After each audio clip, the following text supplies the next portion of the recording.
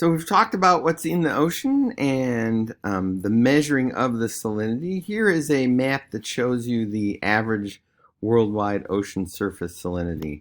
And you can see the variation is based on the color here, and you can kind of look that up in the book. So let's talk about dissolved gases in seawater. Um, Nitrogen, oxygen, and carbon dioxide are the big three. One of the things that's interesting about this list is that in the atmosphere is 78% nitrogen, 21% oxygen, and 1% argon, which is not on here. Carbon dioxide, on the other hand, is 0.038% in the atmosphere by volume. So a very small amount. Actually, that number's higher now. So I think now it's about 0.040 or a little higher than that even. So that number has been going up, as I think most people understand. You'll notice that the percent of dissolved gas in comparison to the other dissolved gases, the ratio changes. So you'll notice nitrogen is in much smaller proportion in the ocean. Oxygen is in greater proportion in the ocean. And carbon dioxide is in much greater proportion in the ocean. And that's because carbon dioxide dissolves much more easily in the water.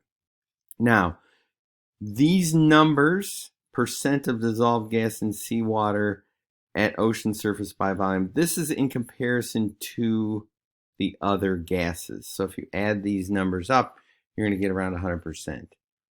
The important number, though, is over here on the right-hand side, which is concentration in seawater in parts per million. So you'll know by mass for ocean as a whole. So you'll notice that these numbers are really low. So it's not even a percent, it's parts per million.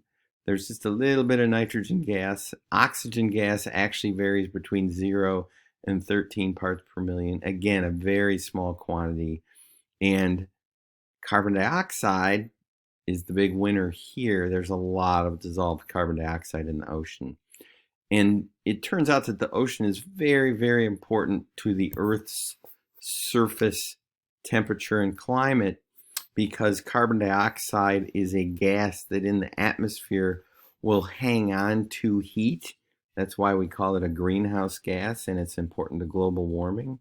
One of the things that helps keep our planet cooler is that carbon dioxide dissolves very readily into water.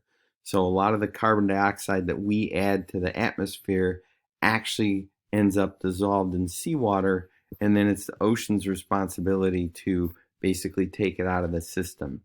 That's going to change the chemistry of seawater, as we'll see in a few moments. So that's why this slide kind of highlights the importance of carbon dioxide being dissolved in the seawater. So let's look at how oxygen and carbon dioxide vary with depth. And we focus on those two because these are the two that are important to life. If you are a photosynthesizer, you need carbon dioxide for the photosynthesis process, and you give off oxygen. And you can see the high concentration of oxygen at the surface of the ocean because that is where the photosynthesizers live.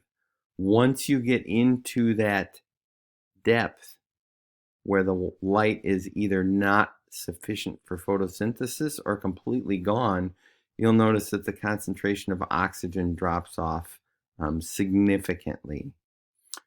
Carbon dioxide, on the other hand, is getting used up by the photosynthesizers, so the concentration is relatively low near the surface, and then it increases with depth because there are still organisms down here. They are metabolizing, which means they take in oxygen and they give off carbon dioxide just like you do, and that's what increases the carbon dioxide with depth and decreases the oxygen with depth. So that's that. We can see direct activity or evidence of the activity of life and what it's doing in the ocean. There's a lot of photosynthesis at the surface, and there isn't much at depth. Now let's talk a little bit about chemistry, because this is going to come into play. Just as a quick review, acids are substances with a pH of less than 7. Bases are substances with pH of greater than 7, and the pH scale goes only up to 14. So seawater has a pH of about 8, so it is just slightly basic. And it actually is a pretty consistent pH, and we'll see why on the next few slides. Seawater is a solution, and there are a series of reactions that keep the pH at right around 8.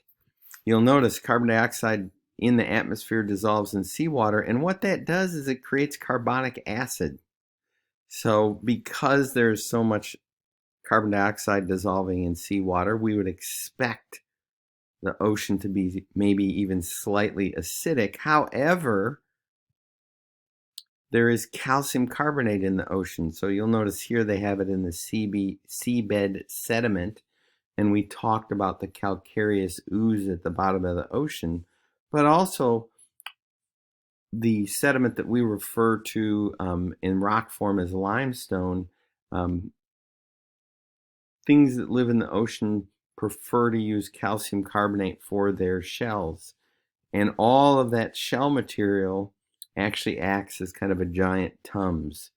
It reacts with the carbonic acid, and that neutralizes the acid, just like it does if you take a Tums and put it in your stomach. And so that's what this diagram is showing you. It's kind of showing you a summary of those reactions. What it basically means is that if you add more carbon dioxide, the ocean would get acidic, except there's enough calcium carbonate to offset that. If the amount of carbon dioxide in the atmosphere decreases, the reaction actually goes the other way. The calcium carbonate precipitates, either chemically or little critters in the ocean will take it out of the water, and they will kind of lower that. So that's what keeps that balance right around 8, that average balance. And so here's another chart if you like graphs. You can kind of see how that works, but here's our normal pH range of seawater. This is going to become really important at the end of the semester when we talk about life in the ocean, because having pH remain in this relatively narrow range makes for a stable environment for organisms that live in the ocean. And you can see how the pH varies with depth. It goes up a little bit with depth, and remember the calcium carbonate compensation depth, which we talked about earlier.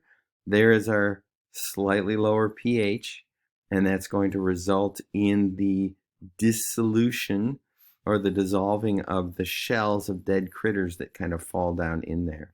And again, that's kind of neutralizing the effect of the higher levels of carbon dioxide. So all of this stuff is kind of working together. And the last slide we want to show is kind of an unfortunate effect of our addition of large amounts of carbon dioxide to the atmosphere, is that in addition to warming up the planet, we are making the ocean more acidic. So the pH over time is lowering or going down very slowly.